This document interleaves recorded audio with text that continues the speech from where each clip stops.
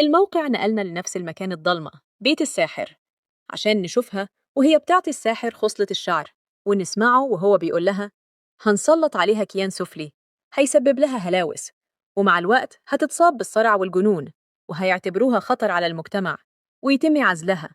في الوقت ده الست ابتسمت ابتسامة صفرة وهي بتقوله وأنا هدفع اللي تطلبه.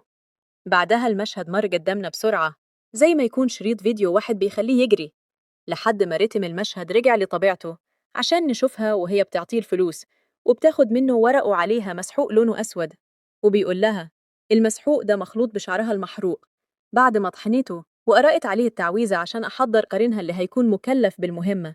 كل اللي عليكي هو إنك تخليها تشرب المسحوق ده، لكن في مشروب ميظهرش لون المسحوق، قهوة مثلا. المكان اتغير ورجعنا البيت. كانت ليزي قاعدة بتشرب فنجان قهوة، زي ما يكون القدر بيرتب المكتوب، وساعتها لمحنا أختها وهي بتند عليها. في اللحظة دي سابت فنجان القهوة. الست كانت بتراقبها واستغلت الفرصة، وزي ما اتسحبت عشان تقص خصلة من شعرها اتسحبت عشان تحط لها المسحوق في القهوة. الدنيا كانت ساكتة، مفيش غيري أنا وكريم. كنا واقفين وشايفين ليزي وهي بتكمل فنجان القهوة، وبعدها الوقت بيتغير ولقينا نفسنا في أوضة ليزي اللي كانت غرقانة في النوم، وجنبها كيان على نفس شكلها كان بيبصلها بطريقة غريبة. شريط الأحداث بدأ يجري، لكن حسيت إن في زوم على ليزي اللي كان باين عليها إنها في دنيا تانية. أبوها وأختها والخدامة كانوا مستغربين صمتها ونظراتها المريبة، إلا مرات أبوها ما كانتش متأثرة باللي بيحصل معاها لأنها فاهمة اللي فيها. شريط الأحداث وقف عند الجريمة اللي كانت بتتنفذ قدامنا من تاني، لكن ببطء شديد. ساعتها كان الراجل ومراته قاعدين عادي، ولمحنا الفاس نازل لوحده من على السلم، زي ما يكون حد خافي شايله في إيده. وبعدها الفاس بس هو اللي ارتكب الجريمة. لحد هنا وشفت الذهول على وش كريم اللي قال لي أنا ما بقتش فاهم حاجة. أخدت نفس عميق وقلت له مش أنت اللي قرأتي عن البيت، أنا بقى هشرح لك اللي حصل، واللي طبعاً ما كانش مكتوب في اللي أنت قرأته ولا حد يعرفه دلوقتي غيرنا. الحكاية ببساطة هو انقلاب السحر على الساحر. مرات أبو ليزي راحت لساحر عشان تعمل عملتها، وهنا جه دور الساحر اللي عارف كويس إن الشر بعينه هو القرين، عشان كده سلط قرين البنت عليها عن طريق قطرها والتعويذة اللي عملها. عشان كده شفنا قرين ليزي والناس شافته وافتكروا إنها هربت لما بلغوا عن هروبها، وده أبسط دليل إنها مش هي اللي ارتكبت الجريمة. معنى إننا نشوفها مرة وهي بتقتل أبوها ومراته، والمرة التانية نشوف الفاس بس وهو بيرتكب الجريمة لوحده، معناه إن اللي ارتكب الجريمة هو قرين ليزي. عشان كده ملقوش بصماتها على الفاس، لأن القرين شيطان ومعتقدش إن الشياطين زينا لهم بصمات. محبتش أقول له طبعاً إن التفسير ده عرفته بمساعدة الموقع ليا، لأنه زي ما أنتوا عارفين إنه بيعيش كل ده على إنه حلم.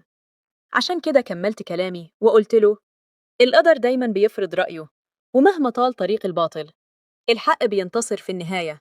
وده اللي حصل. مرات أبوها حبت تتخلص منها، فراحت ضحية الكيان اللي حضرته وحبت تطردها من البيت، فكانت النتيجة إنها ماتت، وليزي هي اللي قعدت في البيت لوحدها، اللي بيحفر حفرة بيقع فيها.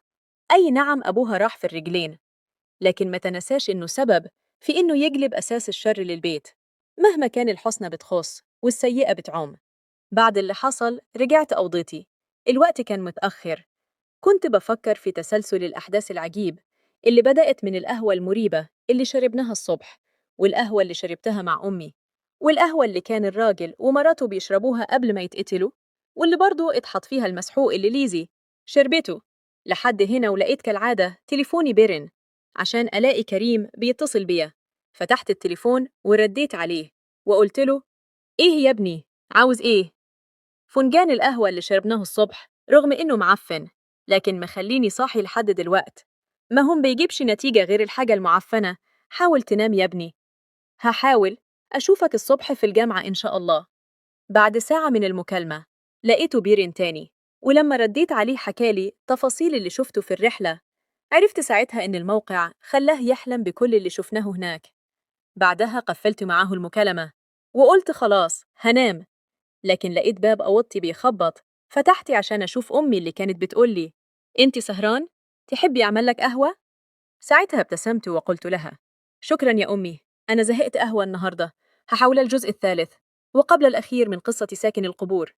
أنا لقيت في قلب الكفن عنين ولسان وكفة إيدي وورق مكتوب عليها بالدماء: أحضروا يا قبيلة الدهانشو، أحضروا يا سكان العالم السفلي، أحضروا يا سكان القبور، يا من احرقتم بتار السموم بحق نائلة ذات الشعور المائله. أقسمت عليكم بالحضور يا سكان القبور، أقسمت عليكم بالحضور يا سكان القبور، بحق ملوك الجن الأربع، بحق عزازيل وشبهازيل، وبحق دنهش العظيم حاكم الجحيم. أحضروا الآن. نلير. كنت بقرأ الكلام ده وأنا مرعوب وخائف وبرتعش من الرعب، علشان فجأة يظهر قدامي كفن كبير غرقان دماء. بدأ الكفن إنه يتقطع علشان يخرج منه مسخ شخص، بس شكله مرعب جدا ومشوه. كان مكان عينيه تجويف أسود، وكان حوالين رقبته في آثار مخابك، وكان مكتوب عليه جلده كله طلاسم. قرب مني المخلوق ده وبدأ يتكلم وقال: هلاك تهلكوا جميعا، هلاك تهلكوا جميعا، لقد أخطأتم جميعا وواجب عليكم العقاب. في اللحظة دي ظهر من خلف المخلوق ده قطط سوداء كتيرة، بس كانت بشعة. كانت النار مسكو فيها ريحة شعرها المحروق، كانت بشعة جدا. بدأت القطط إنها تقرب مني، وفي لحظة رفع المخلوق ده وشه في اتجاهي وقال بغضب: لقد أخطأت، لقد أخطأت. كنت عمال أدعي في سري وأقول: يا رب، يا رب إنقذني.